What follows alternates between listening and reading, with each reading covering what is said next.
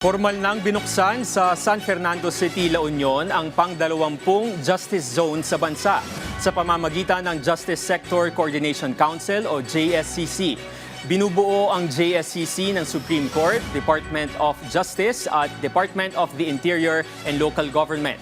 Sa pamamagitan nito, mapapabilis ang koordinasyon, komunikasyon at kooperasyon ng 5 haligi ng hustisya na kinabibilangan ng law enforcement, prosecution, courts, corrections at ng komunidad. Ayon naman sa San Fernando City LGU, malaking bagay ito para mabigyan ng mabilis at patas na hustisya sa bawat residente. Napakalaking bagay na naging naganap na tayong justice zone.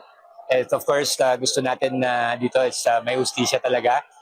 Justice is accessible to everyone at mabilis ang pag-dispense natin ng justice dito by means of the collaboration at cooperation of all the actors of the justice delivery dito sa San Fernando.